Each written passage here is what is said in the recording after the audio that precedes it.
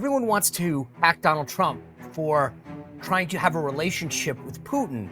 And in my mind, if you have a foe who potentially could do you harm, wouldn't you want a relationship with them? Wouldn't you want them to not want to hurt you or to hurt your country? Russia is an adversary, but in the large sweep of contemporary history, they didn't have a lab in a Russian city that killed 1 million Americans, as the gain-of-function Wuhan lab did. And they have not killed 750,000 people over a decade at the rate of 75,000 a year, which Mexico's cartels have done with the, I don't know, wink and nod of the Mexican government that either can't or will not shut that border. All right, guys, what a week. What a week. So nice to cap this off with Tulsi Gabbard and RFK's confirmation. President, all I know is that whatever, normally on a Friday, you'd be like, okay, we're going to the weekend. You know it's not going to be quiet, right? I mean, let's just start with that, but it is going to be great. He keeps exposing government waste, showing people enacting common sense reforms. I love it. I love it. I love it. Next week, by the way, Chicks on the Right are back with us. A big week breaking down everything else that's going on with the nominations and the executive orders, all that kind of stuff, plus the latest on the Republican efforts to get a reconciliation bill that deals with defense, energy, border, and then taxes. Before we get to Victor Davis Hanson, though, I got to tell you, the IRS, as you guys know, is probably the largest collection agency in the world. It just stepped up its enforcement for 2025. Wait till Elon gets his hands on that, but until he has, we're not there yet. So if you owe back taxes or have unfiled returns, do not wait for them to come knocking on your door. Just don't. They have the entire backing of the federal government. Getting ahead of this is the smart thing to do. Never contact the IRS alone. Seek professional help. I think the people who are the best in the business are the folks at Tax Network USA, because everyone's not created equal. These guys have been in the business a long time, recovered over $1 billion for their clients. They know which agents to deal with and which ones not to. And you don't want to deal with the bad guys because they can make your life bad. They've got preferred lines that go right into the IRS agents that they know will work with you. They've got a proven record to create a strategy that nets you the best outcome. Talk with one of their strategists today. It is absolutely free to do it. You want to stop those threatening letters and the calls, and really, honestly, get ahead of the curve. If you know you've got unpaid taxes or unfiled returns, it's coming. So just get ahead of it. Call 1-800-905-8000 or go to tnusa.com/Sean Spicer. So TN Tax Network USA, tnusa.com/Sean Spicer, all one word. Okay.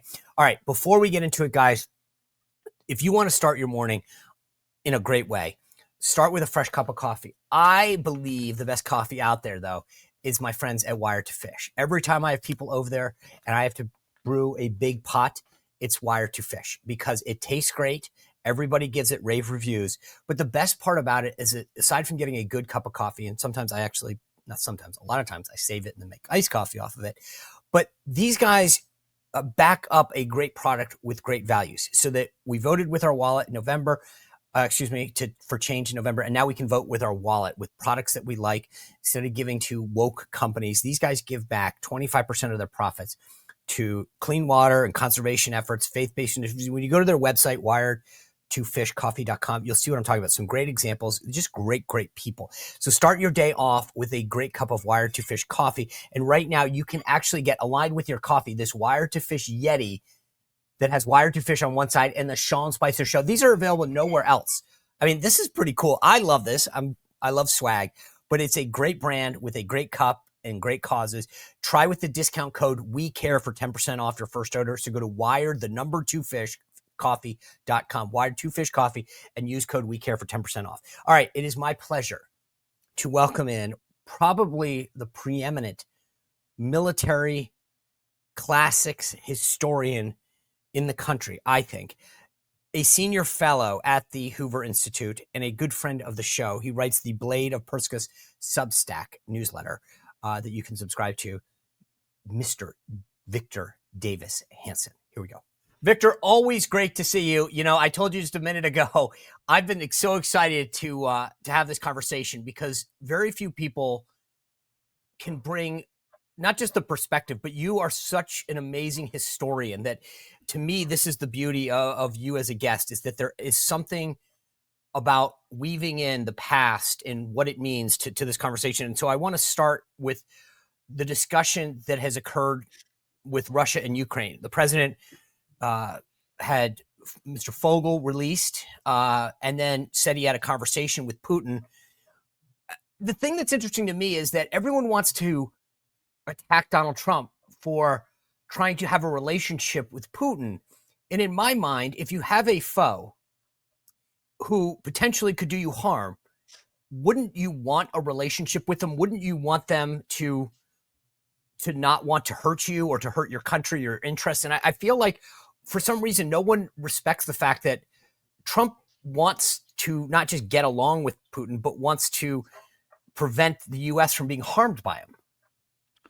Yes, and Russia is an adversary, but in the large sweep of contemporary history, they didn't have a lab in a Russian city that killed 1 million Americans, as the gain-of-function Wuhan lab did. And they have not killed 750,000 people over a decade at the rate of 75,000 a year, which Mexico's cartels have done with the, I don't know, wink and nod of the Mexican government that either can't or will not shut that border. That's one thing to remember. The other thing is, it's kind of Orwellian, because when you look at Donald Trump and vis-a-vis Russia, and you tune out all of the hysteria and the fantasies of the Steele dossier and all that, it was the Obama-Clinton team that dreamed up this idea of Russian appeasement, which they called Russian reset. And when you look at the actual, we've had 4 prior administrations, and Vladimir Putin left his borders to go into Ossetia and Georgia under George W. Bush, who was weakened by the Iraq War the last year in 2008. He went in 2014 under Biden. He went in 2022. The only administration he didn't dare do it was Trump's first term, nor has he done it anymore. So I don't quite understand that. And the second thing is, if you look at the actual treatment of Vladimir Putin vis-a-vis these various administrations. I mean, George W. Bush, whom I like, but he said he looked into Putin's eyes and he saw a great man. Soul, yeah. Soul, kindred soul. He said the same thing. Hillary took that jacuzzi button in Geneva and said, reset, reset, and then they appeased Putin. Trump came in, he got out of that asymmetrical missile deal. He killed 200 to 300 of the Wagner group in Syria. You remember that? Yeah. You were part of that administration. And then he kept these sanctions on oligarchs. He flooded the world with cheap oil. He really did more to weaken Putin than almost anybody. I mean, he didn't tell Putin, as Biden did, if you're going to conduct cyber wars, make sure you take these things off your target list. Or he didn't tell Zelensky, we'll fly you out. Or he gave the offensive weapons that Obama wouldn't do, the javelins. And so there's no historical record that suggests that Donald Trump was ever easy on Putin.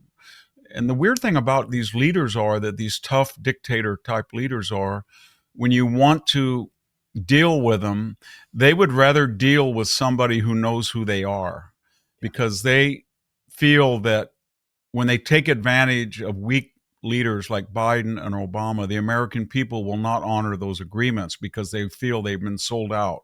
And that's what, when we remember Obama during the hot mic with Medvedev in Seoul of 2012 in March, he said to him, tell Vladimir that this is my last election. If he'll be flexible, i.e. don't invade right away until I'm elected, I will be flexible on missile defense. In fact, they both kept their bargain. He dismantled the Czech and Polish initiative, which would have come in handy now with Ukraine.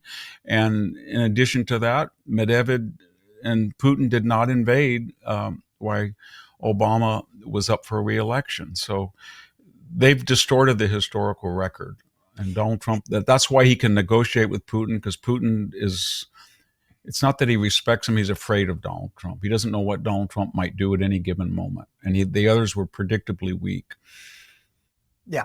The thing that's interesting that you noted, I bring this up to people all the time, and I'll say, look, you don't have to like Donald Trump, but think about the record 4 years of him and the 4 years of Biden. When Donald Trump was president, there wasn't one major foreign incursion, right? No invasions, no attacks, no borders taken over or missiles fired. I mean, yes, North Korea shot stuff into the ocean. Joe Biden comes into office. Russia invades Ukraine, failed with Afghanistan withdrawal. Hamas attacks Israel. North Korea is provocative. China's openly talking about domination by 2027. And people will say, oh, you can't give Trump credit. And I'm like, why not? Like, for exactly the aforementioned reason. But as a historian, I get the present time, Victor. But as somebody who has looked at like how history plays out, if we look back in 50 or 60 or 100 years, will people say Trump's foreign policy kept America safe? Because I wonder, is it the people who write it are still going to hate him? Or will at some point there'll be this enlightenment that say, you know what, maybe he actually knew how to handle these folks? Yeah, I think it takes about a generation or two to get the truth out. And it took that long. When I grew up, everybody said only the New Deal got us out of the Depression. It was only the New Deal. And all the right-wing Republicans put Japanese Americans in camps. And then by 1990, people were saying the New Deal caused the second recession of 1938. The war got us out, not the takeover of the private sector by the Roosevelt administration. And then they were telling us, no, it was not the right that put Japanese Americans in camps. It was Earl Warren as Attorney General of California. It was FDR as president, and it was the left-wing McClatchy newspapers. But that didn't, when I was in high school, that nobody would believe that. Now nobody doesn't believe it. So I think it'll take a while. But the recent hysteria is that Donald Trump might negotiate a institutionalization of the Crimea and Donbass and make a deal that way. But again, it's a distortion of history. When Obama allowed Putin to go in there in 2014 in Crimea, and he was still president for 2 more years. It was never the position of the Obama White House that we will arm Ukraine to the teeth so they can get back that captured territory. They wrote it off. In fact, they didn't even give them offensive weapons. They refused to. It was not the position of the Biden administration to get those areas back by arming Ukraine until October 22nd. The idea that you're going to get all back, that is a post-February 24th, 2022 construct. And well, nobody that's interesting that you say that, because Pete Hegseth, the Secretary of Defense, said that this week. He said, look, I think, and this is what I was going to ask you this, but you're touching on it now, but he said it's unrealistic to think somehow we're going to go back to the pre-2014 borders, right? It just is yes, not. Absolutely. He's just echoing the official warning that Barack Obama gave us and that Joe Biden gave us. Look, Victor, I see this, you see this, Pete Hegseth sees this, Donald Trump sees this. But the media pretends that, like, oh my God, when you settle, if you allow Russia to take land that they annex, what precedent have you set? And I'm like, I get that. I don't want there to be a precedent. But the reality is that I don't see any short-term fix to this war, to the end of the loss of life. If we don't cut a deal, we say, yeah, you get to keep this, but it'll mean the end of the war. Yeah, well, the other irony is that the so-called warmonger Trump is the only major political figure in the last 3 years, who has actually lamented the carnage. And it's much greater than we're reporting from the sources that come out to the Hoover Institution from Ukraine. We're looking at 1.5 million or 1.7 dead, wounded, and missing on both sides in aggregate. And Donald Trump is always talking about that. He said it's a level, but I never heard Obama lament that. I never heard, all it was is we've got to make sure we bleed out Putin. We've got to attrite the Russian monstrosity. But Trump is looking at it in humanitarian terms. And the second thing is, the reason that Joe Biden and Barack Obama did not want to arm Ukraine to get back those areas was, first of all, they thought it would be impossible. Second of all, they said repeatedly, and this is before February 24th of 22, that Russia had 7,000 deliverable nuclear weapons, and it was a special case. And third, and I think this is very important, they wrote extensively, they being their supporters, that it was ambiguous because Crimea had been Russian since the 18th century. And it had been Russian until 1989. And then for 3 years, it was the republic of an independent autonomous nation called Crimea. And there was a race between Putin's little green men and the Ukrainians to claim it. And before Crimea could make a decision, Ukraine grabbed it smartly. They grabbed it, but there was a divided population. And when you go to the Donbass, the only reason that when the Soviet Union fell apart, that the Donbass was part of the province of Ukraine because it was the Soviet republics, was Khrushchev was born near the border, and he was trying to make sure that there was not an Ukrainian national movement against the communist government. So he said, we're going to give the Republic of Ukraine, which is part of the Soviet Union, jurisdiction over the Donbass to flatter them or to feed their nationalistic, so they stay within the Soviet Union. And no one in their right mind ever thought the Soviet Union at that point in the 1950s was going to break apart. But what I'm getting at is there was a sizable majority in areas of Donbass and Crimea that were Russian speakers. They had been traditionally Russian. And the idea that you were going to put NATO right up on the borders of the former Soviet Union and the Russian Federation, and those were going to be forever, those areas were going to be forever Ukrainian and thus part of NATO, it was not a sustainable idea. And everybody knew that. And people who were sober and wise said, do not, and I'm talking across the political spectrum, do not put them in NATO, do not overthrow the government, do not get into the internal affairs of Ukraine, do not get your family working with an oil, don't, just keep out of it and try to work with Putin. And maybe you can make a deal where you say they won't be in Ukraine and they will be a neutral Switzerland or Austria, neither Warsaw Pact or NATO. That was the discussion. And then when he went in, he thought he could go in because he thought he could get away with it, because he got away with it under Bush and Obama, and he did get away with it under Biden. So Trump is a late comer to this geostrategic game, but he did something that none of the others did. He kept Putin within his borders, and he threatened Putin. We know that now. Trump brags about it. He said, they've asked him on a number of occasions, why did Putin stay there? And he said, well, I mentioned something about hitting the Kremlin. And then Putin was reportedly said, well, Donald, you don't mean that. He kind of smiled and said, maybe, maybe not. But he deterred Putin. Right. And Putin had fear of Donald Trump.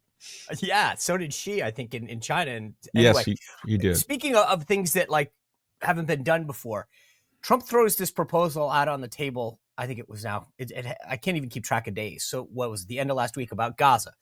And he's saying, hey, we should go in, rebuild Gaza, make it, figure the whole thing out, use it for a variety of purposes, make it the Riviera over there. And then the King of Jordan comes over and starts talking about maybe resettling 2,000 people. He's going to meet with the president of Egypt, El-Sisi, at some point soon. So the question I have for you is this just a brilliant negotiating strategy, or do you think that there's something there to actually having a piece of Gaza? Well, what Donald Trump does, Gulf of America, Canada, Mexico, Gaza, he looks at impossible situations and then he lights a fire and he takes the extreme position. And when I wrote a book about him, I read all 11 books, The Art of the Comeback, The Art of the Deal, The Art of the Second, all of that. And it's there. And so what he's saying with Gaza, it's a rubble, and your solution for it has never worked because you're going to pour UN money, EU money. You're going to say that Hamas can't go in. They're going to be there. They're already there. They're going to come back. They're going to terrorize the population. And then 20 years from now, we're going to have another October 7th. So what I say is it's rubble. Remove the population, make a Dubai with international money, not UN money, international money, and then screen people who want to come back so that they're not going there to, and all of a sudden people were saying this is genocide and the squad. But now, like everything he says, they start talking about it. And that was his point. So now it's same thing with Mexico. Oh my God, why would you put well, I didn't know they had $170 billion surplus. I didn't know we sent 60. This is what the American people are saying now. You mean that we send back, or we take in illegal aliens, we give them state, local, federal support, housing, food, healthcare, and they free up that money and send back 63 billion to Mexico? I didn't know that the cartels have killed on an average 75,000 Americans, and they take 20 billion out of our economy. And then they start talking. And then the Mexican government gets scared because they know it's an asymmetrical situation. So Donald Trump every day gets up and he scans the horizon for what I think he calls disproportionate, asymmetrical, unfair relationships. And then he tries to give the extreme warning, and then that's the beginning of negotiations. And then they try to restore parity. And that's all he's trying to do, parity. So tomorrow is Saturday. And he put this deadline for Hamas to release all of the hostages and said, if you don't, all hell's going to break loose. But then he had a phrase at the end that I thought was interesting, Victor. He said, but it's up to Israel, meaning this is my deadline. So the question that I was trying to figure out afterwards, is this we're going to come after you, or I'm taking the handcuffs off Bibi Netanyahu and saying, go for it, I'm not going to stop you? Well, I think he understood, as did Bibi Netanyahu, that they were in a quandary because it was a bad deal from the beginning, because you can't trust Hamas. They will not release how many people are still alive. And yet the public opinion is overwhelming in Israel that they were willing to pay any price in a diplomatic sense to get back the hostages. So they had to do that.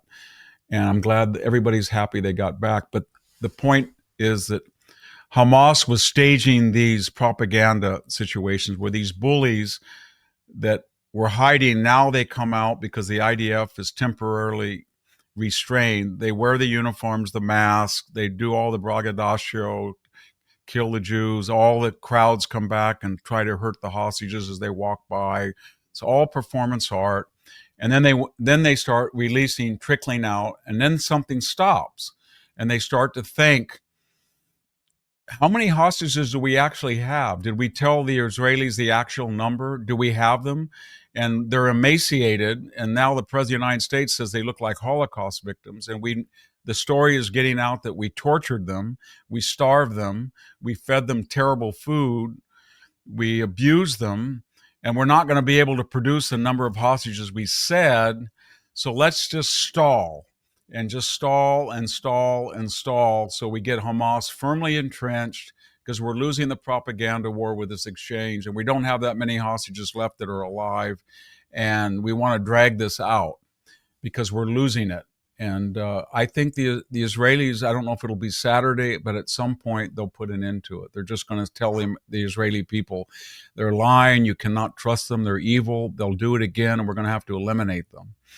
And I think they can. I think they're going to be able to do that. And the other thing, and very quickly, is that Donald Trump was really. I mean, it wasn't just this. If you look at those executive orders, and I'm just speaking as someone who watched the activity on the Stanford campus every week, there is no.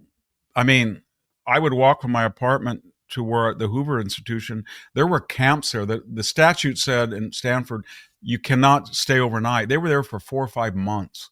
They confronted people. River to the sea, death to Israel, Hezbollah, Hamas. They tore down posters, all with exemption.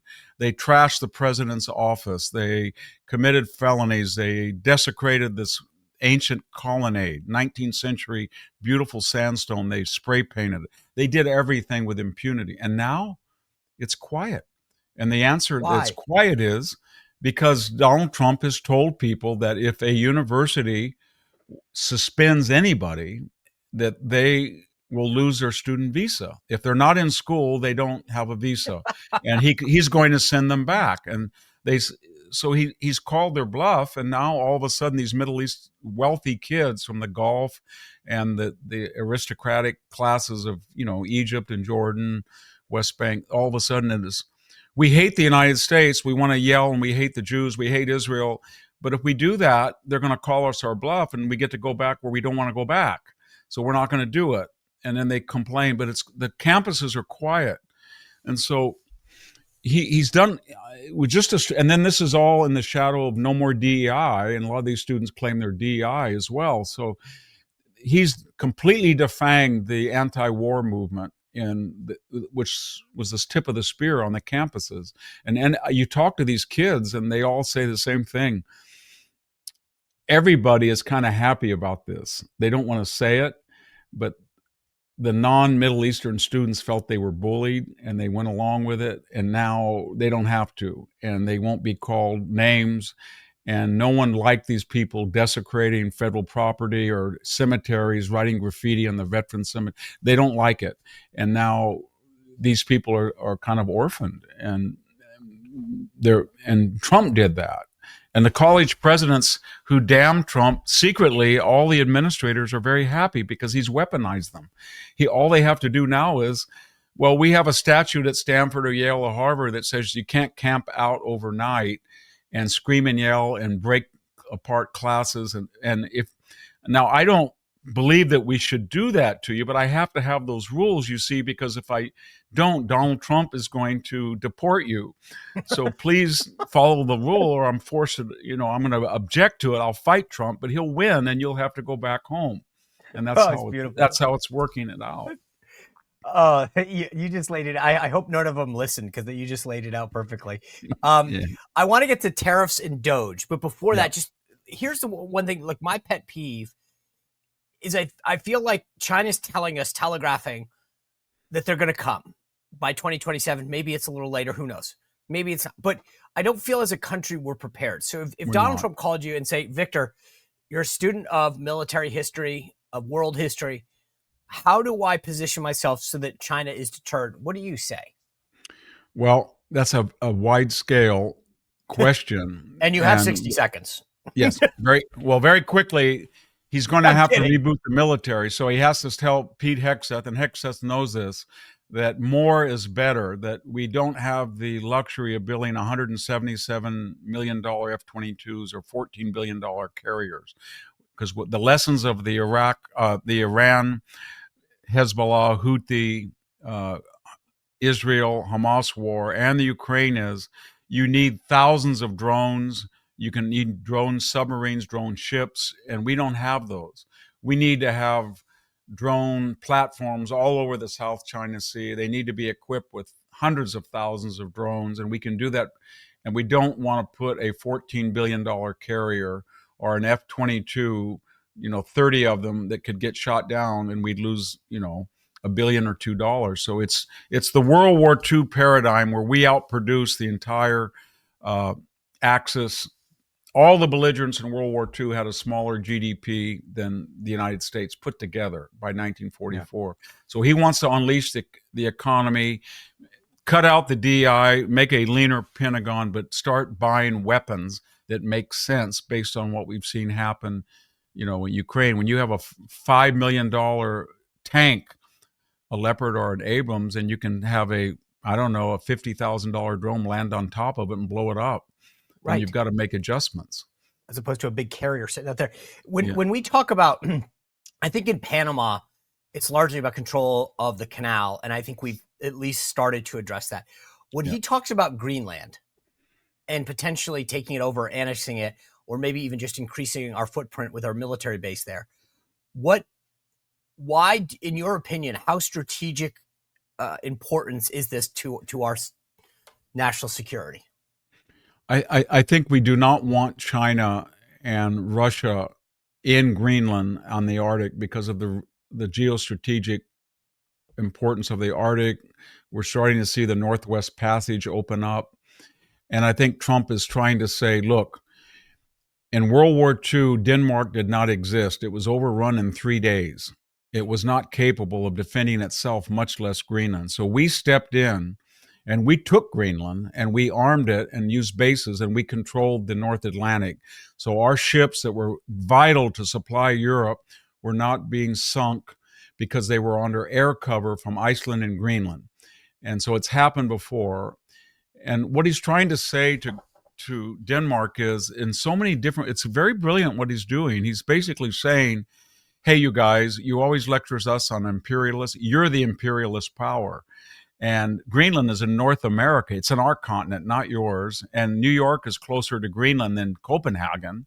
So you've got this ahistorical situation, and you're not able to reflect the will of the people who probably want to be autonomous. They're not protected. I'll come in, and then they get paranoid. And what's happened since then? They put the Greenland insignia on their royal coat of arms. They've said they're going to have $1 billion in investment for Greenland, and they're going to give the United States a big concession for another base if we choose to. So I don't think Donald Trump ever, unless they offered it to him, wanted to buy it. I think what he wanted to do was tell the world that these people are hypocrites. They criticize the United States. They are imperialists. They're the ones that have their hands in North America. In the past, they were never able to defend it. They have this huge Texas, bigger than Texas. They have this huge country, and every time they've gone to war, they've lost it, and we've had to bail them out, and it'll happen again if we're not careful. So we've got to readdress the situation for everybody's self-interest. I think it's working. Yeah. On the issue of tariffs, the conventional wisdom in the media and among the left is that slapping these tariffs on goods from other countries, aluminum, autos, etc., is going to cost Americans a ton of money and small business jobs, etc. What do you think the effect of tariffs will have if he follows through the way that he's talked about?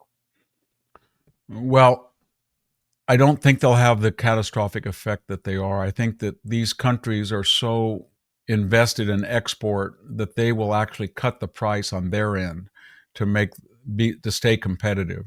I think they're making a killing right now. So when you look at Europe and Japan and China, China's 300 or 400 billion, Europe 500 billion surplus. So what Trump is basically doing, he's again surveying the landscape, and he says, Canada, there is no North America free trade. You have a $50 billion surplus, and all of your tariffs are asymmetrical. We don't do what you do to you. And he looks at Mexico and he says, you have 170 billion. You're helping China get around the tariffs while you let them bring in fentanyl. And you've got to have parity within a 10 or $20 billion margin. He's telling Europe, you do not let our cars go in. You put taxes and tariffs on our ag produce. You run up 500 billion, and yet we defend you. Canada, you keep yelling and screaming. You leave the border open. You're only spending 1.3 on defense of GDP. You're supposed to pay 2. You're under our nuclear umbrella. We defend you. So what he's saying is the world in the post-war era, we were able to subsidize all these people to get back on their feet. But it's so old now, so has been. And we're not going to do it anymore because we're not that wealthy. We're 37 trillion. He said that you should understand that we're going to correct it so we have parity. Sometimes the tariffs aren't even tariffs. In the case of Venezuela or Colombia, it's just, hey, you empty your jails. You thought that was cute to hurt the Yankee imperialists. Well, it's not cute, and I'm going to put a tariff on you till you take back your criminals. Same thing with Canada. You thought it was cute to have an open border. Suddenly, Trudeau finds $1 billion. Where did he get it? He said, I'm going to use $1 billion to patrol the border. Scheinbaum says, by the way, I have 10,000 troops, and I'll stop the caravans. Well, why didn't you do that before? And Trump's point is that maybe you don't like me and I'm the bad cop, but these people look at magnanimity as weakness to be exploited and not to be reciprocated. And they're bullies. And we've got to call their bluff and say, you know what? You treat the United States well, we'll treat you well. For $1 of tariff, we'll have $1. In every one of these cases, he's not suggesting that we have higher tariffs than the country that does have tariffs on us now.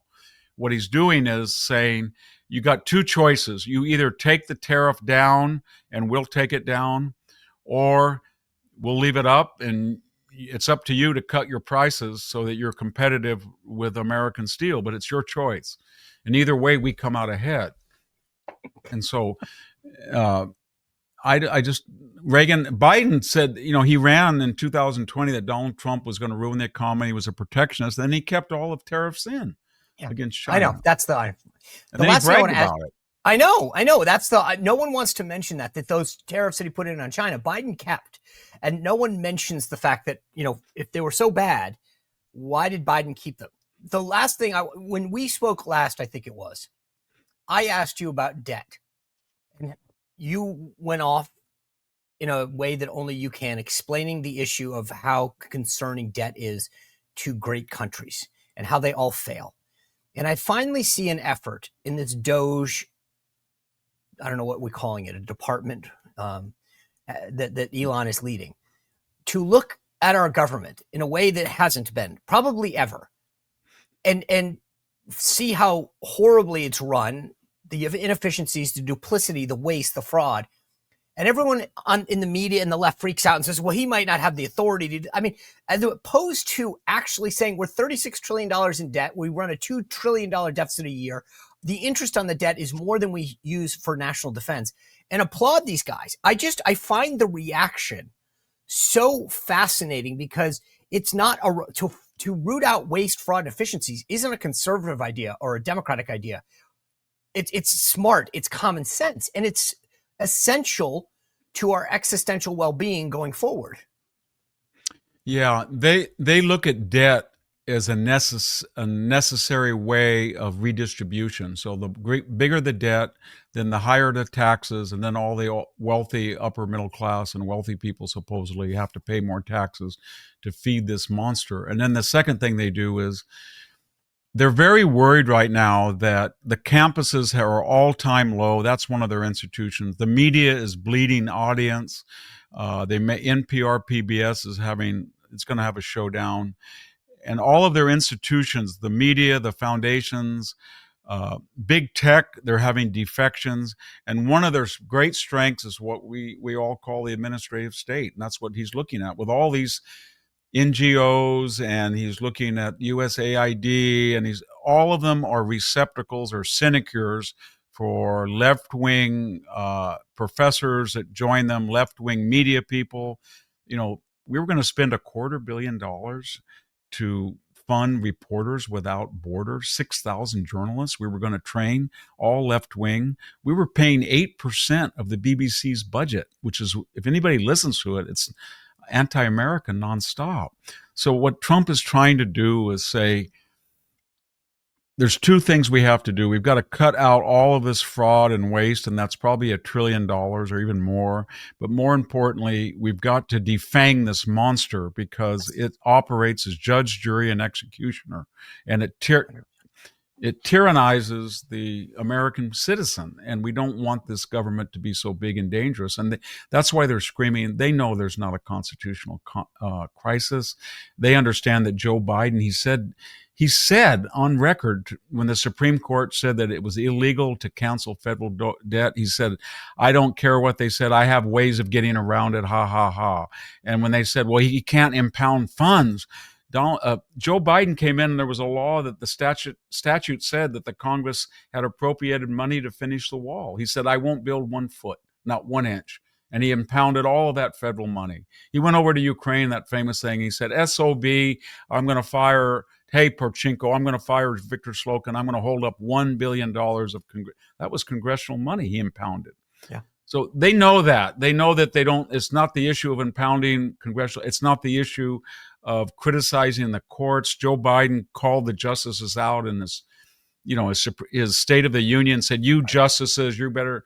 Chuck Schumer went out in front of the Supreme Court and said, you don't know what's going to hit you, Schumer, Gorsuch and Kavanaugh. So they know that. It's nothing to do with attacking the judiciary. It's all about their losing power and the ability to create this huge socialist state that they want. Yeah. What a great way to end the week, Victor. Yeah. I always appreciate your insight, your perspective. Thank you for being so generous with your time, and have a great weekend. Well, thank you, Sean. Good to be here. What an amazing conversation with Victor. I mean, that guy has such historical knowledge and insight that I don't hear anyone else bringing to the table. I love having him on the show. Before I bring in Tina Anderson and talk about this MAHA movement and where we are and what a great week this has been for the MAHA movement, I got to tell you guys, if you have a fire extinguisher or a first aid kit in your house, then you need to have a life vest sitting right next to it. In the event of a choking incident, it will save a life. Not theoretically, it does save lives. It's saved thousands. And in fact, I told you guys the other day, the company called me and said one of the viewers used a life vest to save a life that had purchased it on the show. It warms my heart to know that somebody is alive today because of that. So whether you talk about police departments or EMS, restaurants, schools, cruise lines, They all have life vacs now. In fact, if your kid's school doesn't have one, they'll send one for free to them. But you need one in your house because a life could depend on it in the event of a choking incident. Go to lifevac.net, VAC. So lifevac.net, lifevac.net. Don't waste another minute. A life literally could depend on it. All right, I want to bring in our friend of the show, Tina Anderson, who is the founder of Just Thrive Health. Tina, good to see you again. I mean, what a big week for the MAHA movement, right? RFK over the line. I think a lot of people were excited, and this coalition of MAHA moms, and frankly, I like to be like a MAHA dad too. That's right. Well, thanks so much for having me, Sean. I'm so excited to be here again, and I am particularly excited this morning with this great news and the reform that we are hopefully going to see in nutrition and our health. So I guess the thing for me, if you're RFK, it's like, where do you start? Like this guy, like, because it's a huge department, like $1 trillion. And you've got 4 big agencies underneath it, the NIH, the CDC, the FDA. I'm missing one. Anyway, Yes. there you go. Thank you. And I guess the question is, so if you're RFK, what should be like the priorities right off the bat, like 1 through 3, maybe? What do you want to focus on? Yeah, I think getting the influence of the pharmaceutical industries and agriculture industries out of our regulations is a great start. Just getting that influence out. I mean, we have been so influenced. The pharmaceutical industry has had such an influence on our health, and it's not making our country any healthier. It's actually making our country sicker. So I think getting that influence out of regulation would be huge. I think also just big public awareness about our health. I think empowering ourselves to take control of our health. And I think having some type of government run campaign of letting people know that these chemicals that are in our food are just so horrible and just wreak such havoc on our health, and demanding companies take these chemicals out of our foods. And then just removing like things like glyphosate from Roundup, which is, glyphosate is the active ingredient in Roundup. It's wreaking havoc on our health, and yet it's sprayed all over our crops. So I think just some of these overarching type of programs could be huge, and just getting that influence out of our regulations. Maybe just exposing it too, because it's funny. I keep thinking to myself when I buy something, well, it couldn't possibly be on the market if the government didn't, there's no way the government would allow it. And so to me, part of this is just exposing it. But you mentioned like glyphosate and the stuff that's on our food. Your big thing has always been gut health. And I get it. Like that, I've become a huge convert in there. You've helped me understand the importance of gut health, what it does to the rest of our body, everything from our sleep to our immune system to our skin. So like, how does this play into the agenda? Does he need to, as RFK, talk more about gut health? Does he need to just go to the products and expose them? Like how does that fit into the whole cog? Well, I think that one of the reasons why RFK is so upset about, these chemicals and the food supply that's out there is because it's wreaking havoc on our gut. And we now know the National Institutes of Health conducted the the Human Microbiome Project. Yep. And it was about 12 years ago, told us more about the gut than we ever knew before. And now we know that the gut is related to virtually all aspects of our overall health. We've always associated our gut as having to do with our digestive system. And it absolutely does. I mean, absolutely. If you have some digestive discomfort, that is a sign that we have some gut imbalance going on. But what we now know, and we've talked about this before, Sean, is just that gut-brain connection. And we now know that the gut and the skin connection, we know that 80%, 70%. What about chronic disease? Chronic disease. It's all stemming from our gut. And, a 70 to 80% of our immune system is actually found in our gut lining. So it is our gut that's dictating how we handle viruses and different things that are, we're faced with, because we're going to be faced with things, but it's our immune system. So I always feel like I'm hoping that RFK Jr. will stand up there and say, we need to focus on our gut health, because our gut health is really dictating virtually every aspect of our overall health. And our goal as a company is to make people resilient. We want people to be resilient. We're going to be faced with things. We're not going to get these chemicals out of our food and these, pesticides out of our food supply immediately. But we need to start building resilience in our bodies so that we can handle viruses and all of these toxins and chemicals that we're being faced with. Yeah, I hope he just does. Like, part of this is educational, and this is why I've loved when you've shared your research and what you guys are doing at Just Thrive, because I'm someone who's trying, I'm not there yet, but I'm trying to get better and healthier and more into wellness. And you have helped me understand a lot of these connections, because what you just said about gut health is exactly what I would have answered a year ago. I would have been like, oh yeah, every once in a while I get like a upset stomach or something, and you say, okay, yeah, that's because of gut health. But there's such a great connection now between all these other things, chronic disease, skin, sleep, that you've helped kind of bring to light. And so I appreciate everything that you've done. And if you guys are interested in finding out more about what Tina and Just Thrive is doing, just go to Just Thrive Health. I told you guys this a while ago. I used to tell Tina, oh, don't worry, I'm taking a probiotic. And she was like, yeah, that's nice, but it's probably not actually getting through where it needs to. And the cool thing is I started, became a convert. Look at, this is my bottle of my Just Thrive probiotic. It's empty. Don't worry. I've got another one upstairs. But you start adding this to your life and it is unbelievable. You've got the award-winning Just Thrive probiotic. They've got Just Calm, all these other products to get you back on a journey to wellness. It's unbelievable. The best part is they've got a money back guarantee. So if you want to try it, go for it. Go to justthrivehealth.com. Use promo code SPICER for 20% off your first order. I recommend the gummies. I got the other ones too. No matter what, just depends what you want in the morning. That's when I take it. Anyway, thank you guys for joining us. Have a great week. We've got so much ready for you next week on what President Trump has been doing and the nominees that are next up. Go to SeanSpicer.com to sign up for my weekly newsletter. It's out today, and we'll see you back here on Monday. Have a great weekend. Well, if you enjoyed this content, make sure to like this video, subscribe, and click the notification bell to get more.